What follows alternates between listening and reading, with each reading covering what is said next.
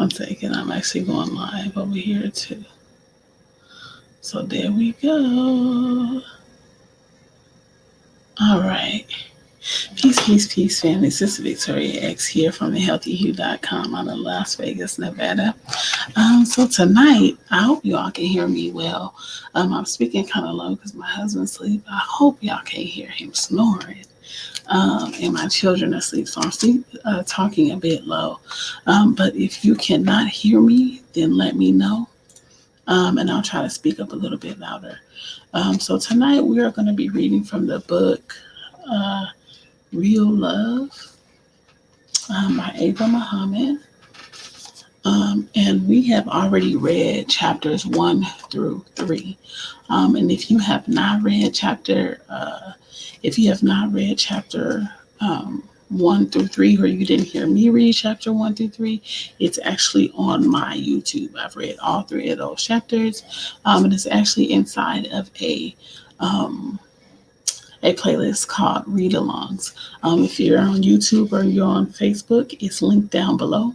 If you're on Instagram, just click the link in my bio. The very second to last button will say YouTube channel. So we're going to go ahead and get started. I really hope y'all cannot hear this snoring. He's had a very long day. So we're going to go ahead and get into... So chapter 4, what a woman needs from a man. Men are the maintainers of women, the Holy Quran. So the Honorable Elijah Muhammad has taught in conformity with divine instruction that it is the duty of the man to protect and provide for his woman. In the book of Ephesians, it reads, a husband is to cherish his wife. This means he is to protect her, not only from physical harm, but also from physical discomfort and from emotional distress. There are general areas of protection which all women need. However, women are unique, and a husband has to find out where his wife is particularly vulnerable, what frustrates her, and what makes her afraid. The Honorable Elijah Muhammad also taught it is the nature of a woman to demand good treatment. A man must protect his wife from unnecessary financial stress. She is not structured to handle tremendous amounts of pressure due to lack of funds.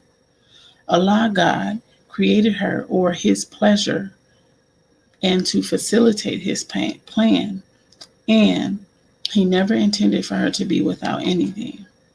Dear brother, it is important to know whether your wife can handle working to make ends meet while taking care of the children and the house. Allah God intended for her to be in a spacious, pleasing environment where she can rear the children properly and give you the care and comfort you need. According to the Holy Quran, what the woman earns belongs to her. The bills are your responsibility. So if what she earns is used to help you pay the bills, you need to be aware that she is doing more than God created her to do. If she is giving you children, divine life, you are blessed. If she is earning money on top of that, you are receiving grace and mercy. It is a mistake to take her contribution for granted. Too many men treat their wives as objects or tools to make things happen. They still believe the woman should always remain in the kitchen cooking or cleaning while they watch television or play ball. During gatherings with families and friends, the women prepare the meals and do the work while the men sit around talking. It is not that there is anything wrong with this, as long as it is not assumed that this is her only role and she should perform it with no assistance from her husband whatsoever. Her mental, emotional, and physical balance must be taken into account.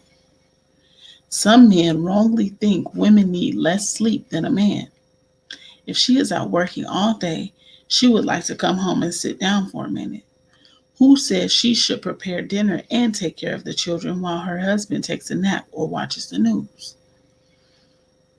When the children get sick at night, why is it automatic that she must get up and tend to them? Protecting and providing for her means having some considerations for her need to rest. If both of you work, then you, the husband, should take the children outside to play or talk to them or do something to engage them while she prepares the meal. Teach your children to help clear the table and wash dishes. Don't let your sons grow up to be slave masters and your daughters end up as somebody's slave. What they see and experience in their parents' marriage will define theirs. Moving from place to place is very unsettling for a woman. You must be sensitive to her need for stability. Her emotional and physical endurance is already depleted with daily activities, so even when a move is upward, it is traumatic. When you don't know what direction to take in life, when you cannot get yourself together financially, you can cause your wife and children a great deal of stress. Don't move into a house you cannot afford only to be evicted 6 months later. Be realistic and meet with the family about what you can handle. The best way to give your wife what she needs is to help her find fulfillment as an individual. What were her personal goals when you met her? Help her reach them. We all need encouragement. You should be excited for her, not discouraging. She may want to finish her education, advance in her field of endeavor. Whatever it is, it can only benefit you. Don't gripe about her weight while you refuse to watch the children so she can go out and exercise.